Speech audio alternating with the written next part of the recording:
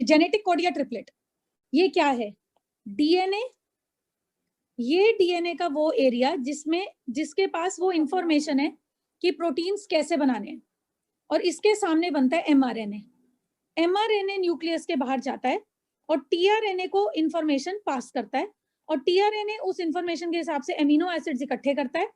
वो amino acids ribosome के पास जाते हैं और एक एमिनो एसिड की चेन बनती है जो प्रोटीन होता है। ये एरिया डीएनए का जिसमें प्रोटीन सिंथेसिस की इंफॉर्मेशन है, उस एरिया को हम लोग कहते हैं ट्रांसक्रिप्शन यूनिट। अब डीएनए के अंदर ऐसे कई जगहों पे ट्रांसक्रिप्शन यूनिट्स होते हैं। अब हमारा बेटा डीएनए जो इंफॉर्मेशन, ये डीएनए का स्ट्रैंड है, DNA is made up of बहुत सारे नाइट्रोजन बेसिस। ये 3 नाइट्रोजन बेसिस का ग्रुप, ये 3 नाइट्रोजन बेसिस का ग्रुप, ये 3 नाइट्रोजन बेसिस का ग्रुप। ये नाइट्रोजन बेसिस के सामने जब एमआरएनए बनता है, ये वो नाइट्रोजन बेसिस हैं जो ट्रांसक्रिप्शन यूनिट का हिस्सा हैं।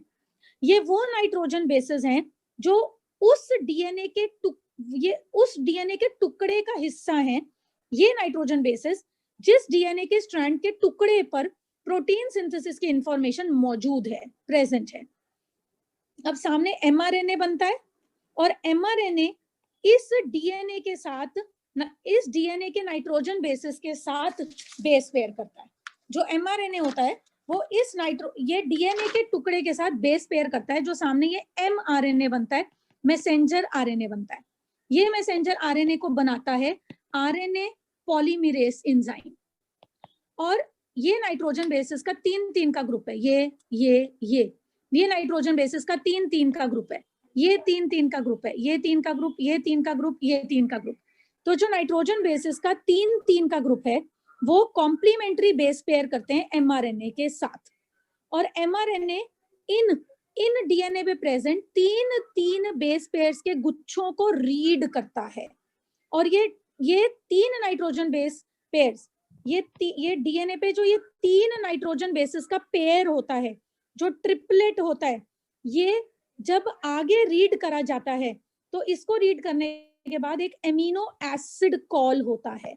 जैसे ये 3 नाइट्रोजन बेसिस एक एमिनो एसिड को एक्सप्रेस करेंगे, अगले 3 नाइट्रोजन बेसिस एक और एमिनो एसिड को एक्सप्रेस करेंगे।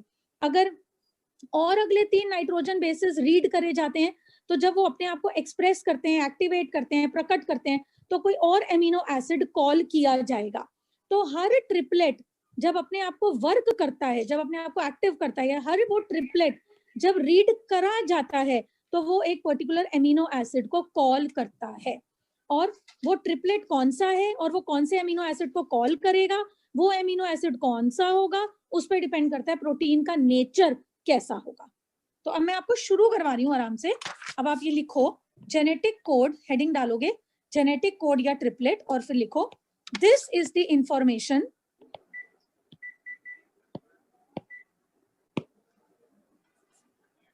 in form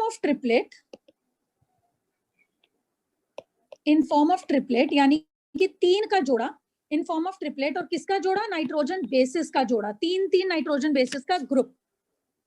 This is information in form of triplet of nitrogen bases which is passed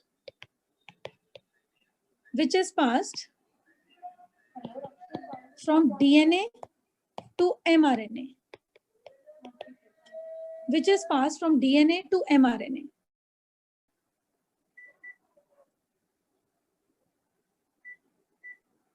ये इंफॉर्मेशन है in the form of triplet of nitrogen bases which is passed from DNA to mRNA. DNA से 3 nitrogen bases का जोड़ा mRNA read करता है, यानी कि उनके साथ बेस पेयर करता है।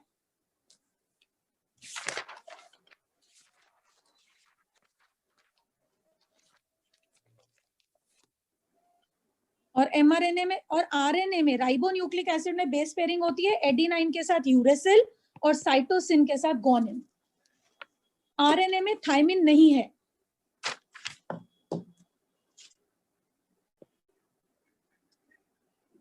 तो अगर ये डीएनए है तो ये आरएनए के बेस पेयर्स हैं, और डीएनए के सामने एमआरएनए वहां बनता है जहां पर डीएनए में वो ट्रिपलेट्स होते हैं जो आगे जाके एमिनो एसिड्स के लिए कोड करते हैं, आगे जाके प्रोटीन्स के लिए कोड करते हैं। अब आगे और लिखते हैं हम जेनेटिक ट्रिपलेट का। It is a set of rules by which encoded information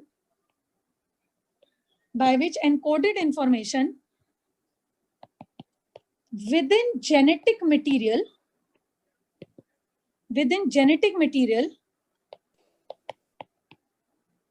is translated into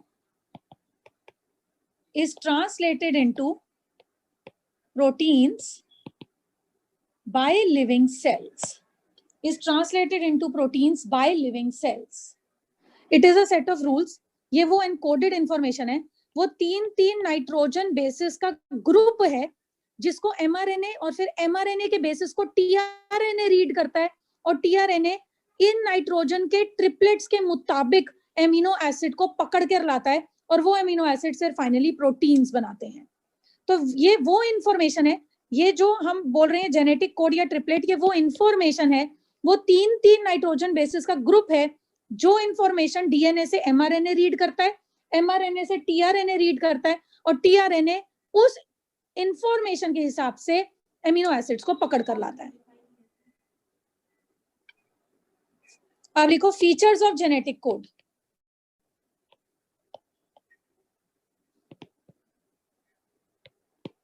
features of genetic code.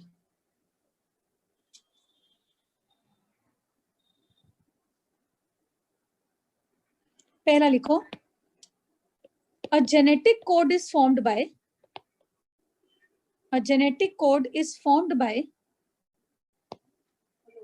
3 adjacent nitrogen bases.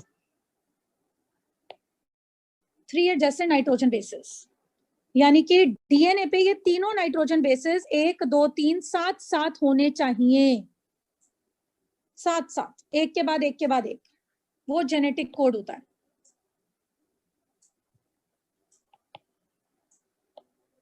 Protein synthesis को स्टार्ट करने के लिए, कि प्रोटीन शरीर में बनना शुरू हो, प्रोटीन सिंथेसिस को स्टार्ट करने के लिए ऐसे 2 ट्रिपलेट्स होते हैं, ऐसे 2 कोडोन्स होते हैं जिनको जब रीड करा जाता है तो प्रोटीन सिंथेसिस स्टार्ट होती है, प्रोटीन्स का बनना स्टार्ट होता है उन 2 नाइट्रोजन बेसिस के ग्रुप्स की वजह से। लिखो, देयर आर 2 इनिशिएशन कोडोन्स।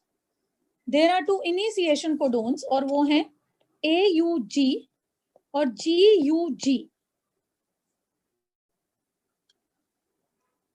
और ये कोडोन्स प्रोटीन सिंथेसिस को स्टार्ट करते हैं। इन कोडोन्स को जब रीड करा जाता है तो टीआरएनए प्रोटीन्स को बनाना शुरू करता है, लेकिन ये कोडोन्स अपने आप में काम नहीं करते। इन कोडोन्स को काम करने के लिए कुछ स्पेशल प्रोटीन्स चाहिए जिनका नाम है इनिशिएशन फैक्टर्स। तो जब ये दोनों कोडोन्स के साथ में इनिशिएशन फैक्टर्स होते हैं, कुछ स्पेशल प्रोटीन्स होते हैं, तो प्रोटीन की सिंथेसिस स्टार्ट होती है।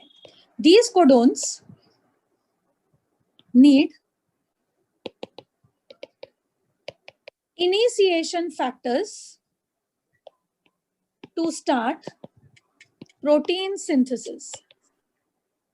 तो अगर प्रोटीन सिंथेसिस शुरू होनी है तो डीएनए के इस टुकड़े पर जो पहले नाइट्रोजन बेसिस का ग्रुप पढ़ा जाता है वो एमआरएनए पर रीड होना चाहिए, AUG और GUG।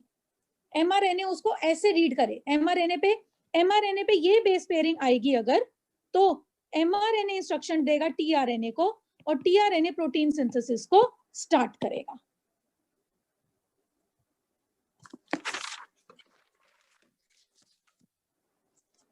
अब लिखो, नेक्स्ट पॉइंट लिखो, इनिशिएशन प्रोटीन्स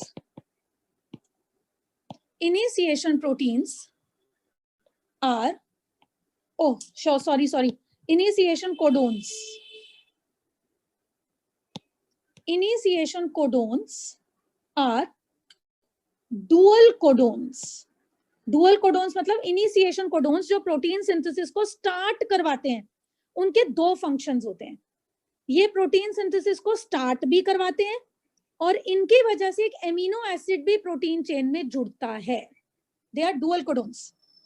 एग्जाम्पल है AUG के दो काम क्या हैं? एक तो इट इनिशिएट्स प्रोटीन सिंथेसिस, एक तो ये प्रोटीन के बनने को स्टार्ट करता है, और दूसरा काम it codes for methionine amino acid. It codes for methionine amino acid. AUG अगर ट्रिपलेट होगा, नाइट्रोजन बेसिस का अगर ये ग्रुप होगा, तो ये दो काम करेगा। अगर जब इसको रीड करा जाएगा तो प्रोटीन सिंथेसिस स्टार्ट होगी, और साथ में जब ये ग्रुप अपने आप को एक्सप्रेस करेगा तो मिथायोनिन एमिनो एसिड को कॉल करा जाएगा प्रोटीन बनाने के लिए। कि प्रोटीन सिंथेसिस को रोकने के लिए भी 3 कोडोन्स होते हैं। 3 नाइट्रोजन बेसिस का 3 नाइट्रोजन बेसिस होते हैं, मतलब 1 2 3, एक कोडोन, दूसरा कोडोन, तीसरा कोडोन। जब ये 3 नाइट्रोजन बेसिस रीड करे जाते हैं तो इसका मतलब होता है कि टीआरएनए अब एमिनो एसिड इकट्ठा करने बंद कर दे, और राइबोसोम में जो प्रोटीन की चेन बनी है वो राइबोसोम उसको रिलीज कर दे, और अब फर्दर प्रोटीन की चेन को लंबा ना किया जाए, क्योंकि ये तीनों स्टॉप कोडोन्स रीड कर लिए गए हैं। अब नेक्स्ट फीचर लिखते हैं। देयर आर 3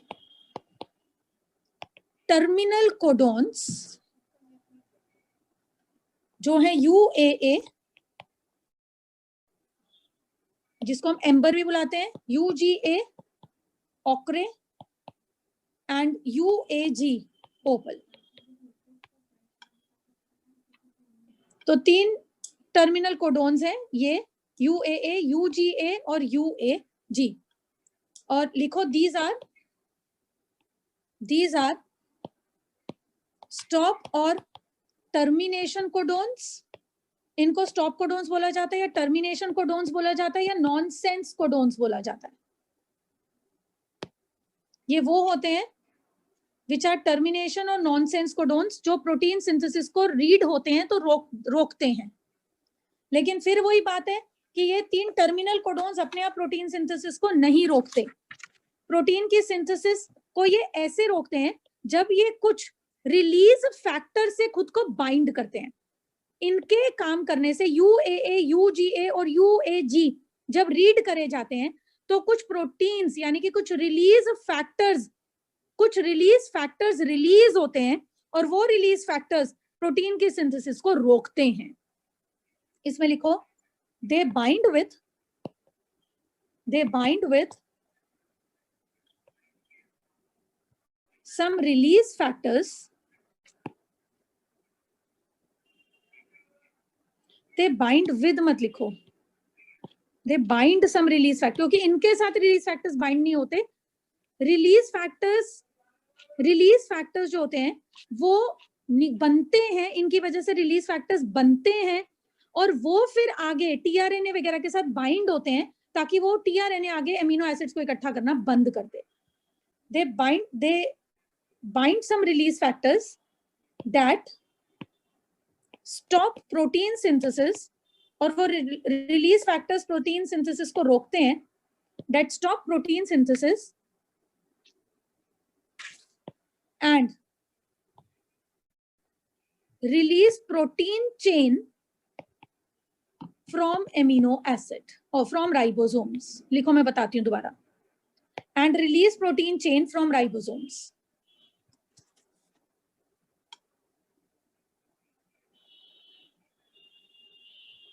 ये राइबोसोम है, ये राइबोसोम का 2 सब यूनिट्स हैं, और राइबोसोम के बीच में एमिनो एसिड को जोड़ा जा रहा है और एक प्रोटीन की चेन बन रही है। अब अगर इन तीनों स्टॉप कोडोन्स को रीड करा जाता है तो ये तीनों स्टॉप कोडोन्स की वजह से कुछ रिलीज फैक्टर्स रिलीज होते हैं। ये रिलीज फैक्टर्स इस राइबोसोम के दोनों सब यूनिट्स को खोल देते हैं, और ये वाली जो प्रोटीन चेन है ये सेल में रिलीज हो जाती है, और आगे फर्दर ये प्रोटीन चेन लंबी नहीं होती। और इस चेन की सिंथेसिस अब रुक जाती है। जितनी ये चेन बन गई उतनी ये चेन बन गई। तो राइबोसोम्स के सब यूनिट्स के अंदर फर्दर अब प्रोटीन की चेन इलोंगेट नहीं होती, फर्दर अब एमिनो एसिड्स जुड़कर प्रोटीन्स नहीं बनाते। अब इसी में कंटिन्यू करो राइबोसोम्स के बाद। स्टॉप कोडोन्स में डिफर, स्टॉप कोडोन्स में differ in vertebrate mitochondrial genome. Stop codons में differ in vertebrate mitochondrial genome. अगर माइटोकॉन्ड्रिया के अंदर का डीएनए, अगर माइटोकॉन्ड्रिया के अंदर जो डीएनए है वो प्रोटीन सिंथेसिस कर रहा है, तो वहां पे स्टॉप कोडोन्स डिफरेंट होते हैं। वो जरूरी नहीं है कि यही वाले हों। ये स्टॉप कोडोन्स मैंने बताए हैं जो हमारा नॉर्मल न्यूक्लियस के अंदर का डीएनए है, जब वो प्रोटीन सिंथेसिस करता है और प्रोटीन सिंथेसिस को स्टॉप करना होता है, तो ये 3 स्टॉप कोडोन्स होते हैं। इसमें कौन से होते हैं एक बार आप चेक करके फाइंड आउट कर लेना। नेक्स्ट हम कर रहे हैं नेक्स्ट फीचर,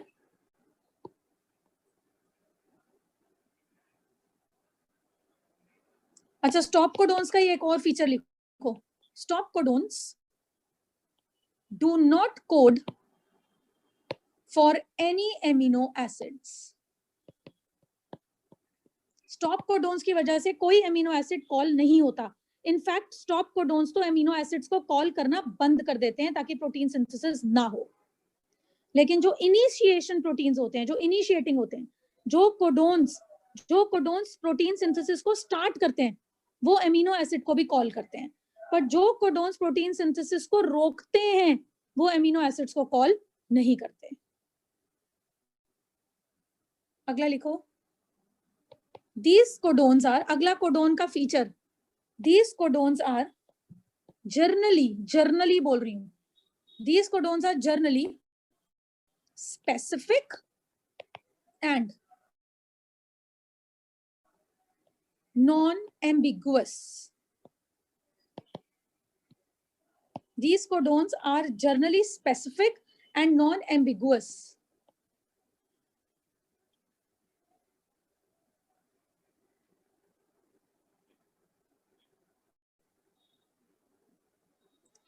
कोडोन स्पेसिफिक होते हैं, नॉन एम्बिगुअस होते हैं। इसका मतलब ये है कि एक पर्टिकुलर कोडोन जब अपने आप को कोड करता है, जब अपने आप को एक्टिव करता है, जब उसको रीड करा जाता है, जैसे GCC ग्वानिन साइटोसिन, जब इस कोडोन को रीड करा जाता है तो जब ये इंफॉर्मेशन आगे जाती है तो एलेनिन एमिनो एसिड को कॉल करा जाता है। इसका मतलब हर एक कोडोन जब अपने आप को एक्सप्रेस करता है तो एक पर्टिकुलर एमिनो एसिड कॉल होता है और इस एमिनो एसिड से फर्दर प्रोटीन बनता है। तो codons are generally specific and non ambiguous का मतलब है मोस्टली यही चीज होती है कि एक पर्टिकुलर कोडोन एक पर्टिकुलर एमिनो एसिड के लिए कोड करता है, उसको कॉल करता है। So the codes are generally specific and non ambiguous. इसके बारे में लिखो, मैं आपको बताती हूँ।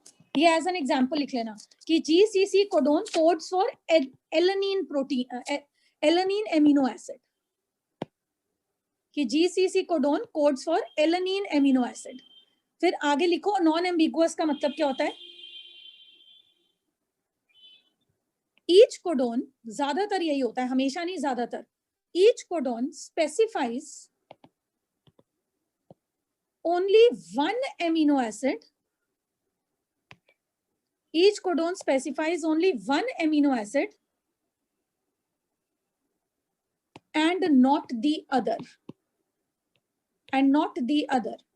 यानी कि जो GCC है ये ट्रिपलेट एलेनिन एमिनो एसिड को ही कॉल करेगा, किसी और एमिनो एसिड को नहीं करेगा।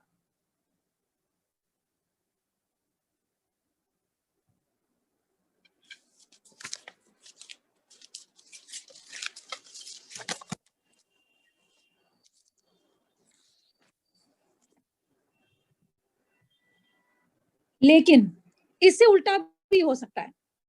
कुछ कोडोन्स एम्बिगुअस भी होते हैं. लिखो, some codons can be ambiguous. Some codons can be ambiguous. या उल्टा नॉन स्पेसिफिक. ऊपर वाले स्पेसिफिक थे, यानी कि हर कोडोन एक पर्टिकुलर अमीनो एसिड को ही कॉल करेगा, पर कुछ कोडोन्स नॉन स्पेसिफिक भी हो सकते हैं. इसका एग्जाम्पल लिखो. इसका एग्जाम्पल कि हमारे पास एक कोडोन है GUG, गुआनिन यूरेसिल गुआनिन. ये जब एक्सप्रेस होता है तो valine amino acid protein chain में जुड़ता है.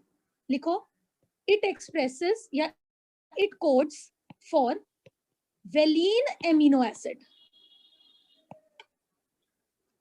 लेकिन जो GUG है, ये जो GUG ट्रिपलेट है, ये आपका GUG, ये इनिशिएशन कोडोन भी है. इनिशिएशन कोडोन भी है. ये प्रोटीन चेन का बनना शुरू भी करता है. तो अगर GUG कहीं चेन के अगर GUG कहीं पर बीच में रीड करा जा रहा है, फिर तो इसके रीड करने से वेलिन एमिनो एसिड कॉल होगा.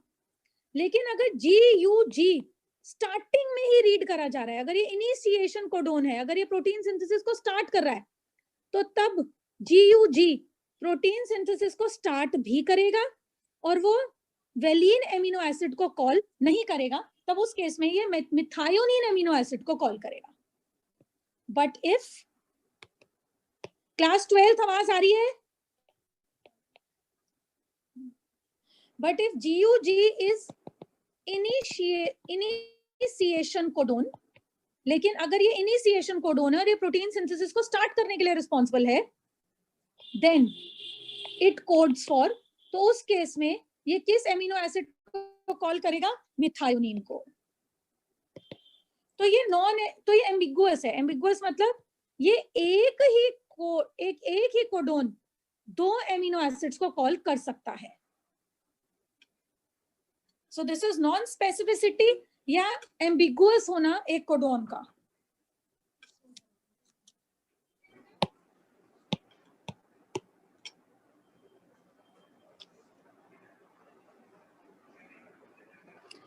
इस पॉइंट को इंपॉर्टेंट मार्क कर लेना जो मैं अब लिखवा रही हूं. There is degeneracy of codons. There is degeneracy of codons. Degeneracy को हम रिडंडेंसी भी बोलते हैं. देयर इज डीजेनरेसी और there is redundancy of codons.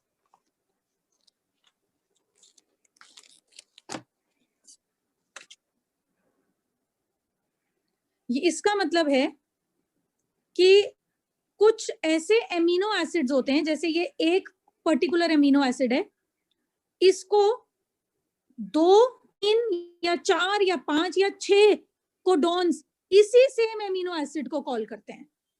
यानी कि एक ये ट्रिपलेट है, एक ये ट्रिपलेट है, एक ये नाइट्रोजन बेस का ट्रिपलेट है, ये भी और ये भी एक ही एमिनो एसिड को कॉल करते हैं. This is degeneracy of codons. इसका मीनिंग लिखो. There are some amino acids. There are some amino acids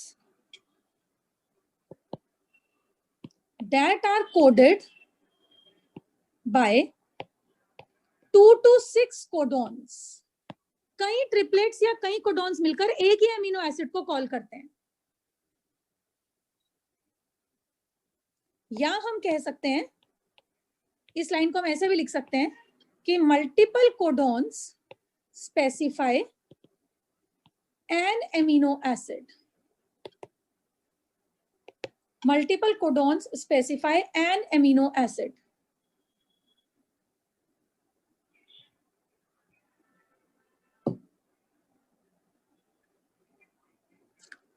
अब इसका मतलब डीजेनरेसी का कुछ और मतलब भी ले लेते हैं. मैं आपको एक एग्जाम्पल बताती हूं. लिखो, आप ये लाइन लिखो. Degeneracy is related with silent mutations. इनको सिनोनिमस म्यूटेशंस भी कहते हैं. साइलेंट या सिनोनिमस म्यूटेशंस।